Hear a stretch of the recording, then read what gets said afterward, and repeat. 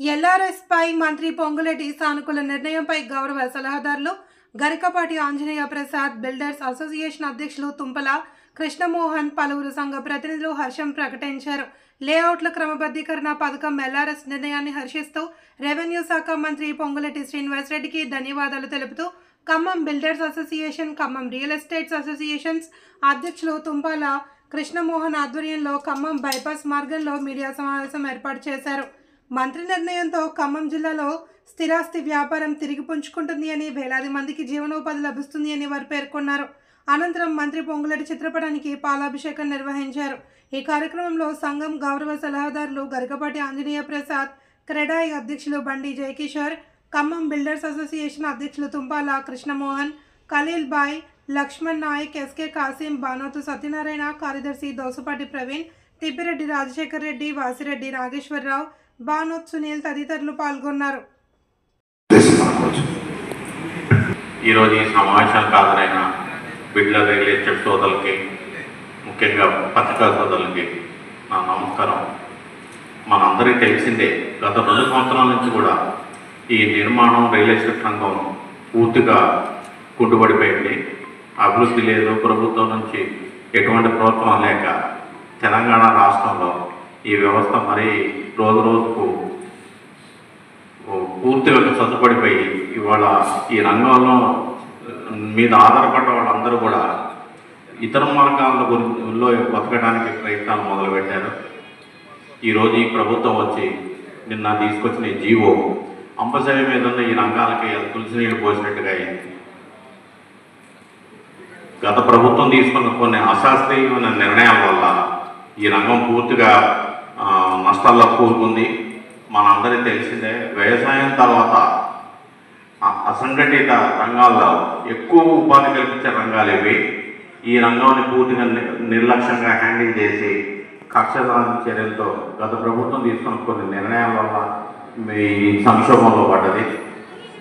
ఈ పరిస్థితులు ఇప్పుడు ఈ జీవో తీసుకొచ్చిన ఈ ప్రభుత్వానికి మా అందరి తరఫున, ముఖ్యంగా రెవెన్యూ మినిస్టర్ పొంగులేటి శ్రీనివాసరెడ్డి గారికి మేము ప్రత్యేక ధన్యవాదాలు తెలియజేస్తూ, వారికి మేము ఈ రంగం తరఫున ప్రత్యేక ధన్యవాదాలు తెలియజేస్తున్నాం. వారికి తెలియజేసుకుంటూ ఈ అవకాశం నన్ను సెలవు.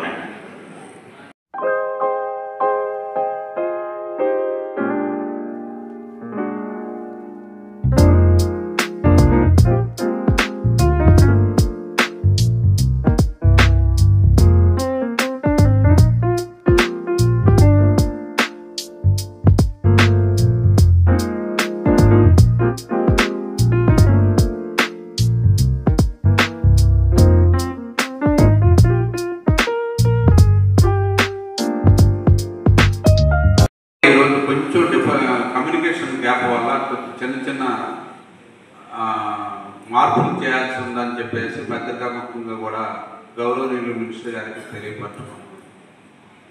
అది నేను ఇందాక శ్రీనివాసరెడ్డి గారితో, మినిస్టర్ గారితో నేను మాట్లాడాను. అన్న, అది కూడా త్వరలో నేను మార్పు చేర్పులు ఏమైనా ఉంటే అది కూడా నేను సరి చేస్తాను. పొద్దు నుంచి స్టేట్ వైడ్గా నాకు ఫోన్లు వస్తాను ఇదే ఇంటి మీద. ఈ క్లారిటీ ఎక్కడో మిస్ అయింది, నేను దాన్ని కూడా నేను కమ్యూనికేట్ చేస్తానని చెప్పేసి పొద్దున్న తెలియపరిచారు.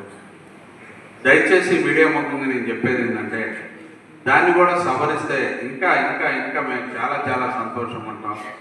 పూర్తి స్థాయిలో మాకు దీంట్లో ఉన్న సమస్యలన్నీ పోయినట్టే అవుతాయి. మాకు దయచేసి మీడియా ముఖంగా ఈ విషయం కూడా, ఈ చిన్న క్లారిటీస్ కూడా మాకు క్లారిఫై చేసేస్తే దిగ్విజయంగా ఈ వ్యాపారాలు ముందుకు సాగడమే కాదు, దీని మీద ఎందుకంటే ఒక మీడియా మిత్రులు ఒక మీడియేటర్లు కానివ్వండి, బిల్డర్స్ కానివ్వండి, వ్యాపారం చేసుకునే వాళ్ళు కానివ్వండి, కన్స్ట్రక్షన్ కానివ్వండి, కూలీలు కానివ్వండి, కొన్ని లక్షలాది మంది ఉపాధి కోల్పోయారు.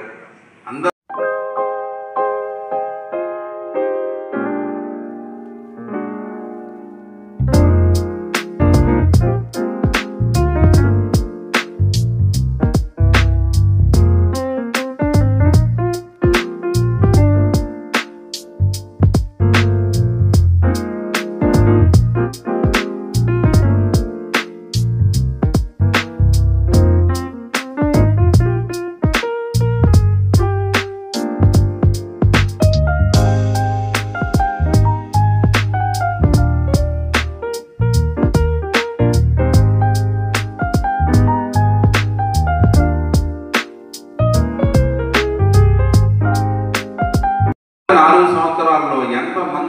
నరకం అనిపించారో అదంతా మాకు ప్రత్యక్షంగా ప్రతి ఒక్కరు తెలుసు, మీడియా ముఖంగా కూడా చాలాసార్లు వచ్చింది. అందుకోసం ఈరోజు అన్నగారికి ఒక క్షీరాభిషేకం పాలాభిషేకం చేయాలనేది ఒకటి. ఆయన గారు మా కోసం మాట చెప్పడం వేరు, చేయటం వేరు. మా గురించి అసెంబ్లీలో క్యాబినెట్లో ఎన్నిసార్లు డిస్కస్ చేసి ఒక కొలిక్కి ఇష్యూ తీసుకొచ్చి ఈరోజు పేపర్ ప్రకటన కూడా రిలీజ్ చేశారు. చిన్న చిన్న మార్పులు ఉన్నాయి, అవి కూడా నేను సరి చేస్తానని చెప్పేసి గౌరవనీయులు పొంగిరెడ్డి శ్రీనివాసరెడ్డి గారు విషయాలైనటువంటి వారికి ముఖ్యంగా మనకు గర్వం ఏంటంటే యావత్ తెలంగాణ రాష్ట్రం మొత్తం మీద కూడా మినిస్టర్ గారు మన ఖమ్మం జిల్లా ముద్దుబిడ్డ అవడం వల్ల మనకి సమస్యలు చెప్పుకోవడానికి ఈజీ అయింది. ఆయన ఆలోచించారు. దీన్ని పదే క్యాబినెట్లో కూడా చర్చించి ఒక పరిష్కారం తీసుకొచ్చినందుకు హృదయపూర్వకమైన ధన్యవాదాలు మేము తెలుసుకుంటాము. దీనివల్ల రియల్ ఎస్టేట్ కన్స్ట్రక్షన్ ఫీల్డ్ మొత్తం చచ్చిపోయింది అనుకుని జనాలు అందరూ మర్చిపోయారు. రియల్ ఎస్టేట్ కన్స్ట్రక్షన్ మర్చిపోయారు, చచ్చిపోయింది.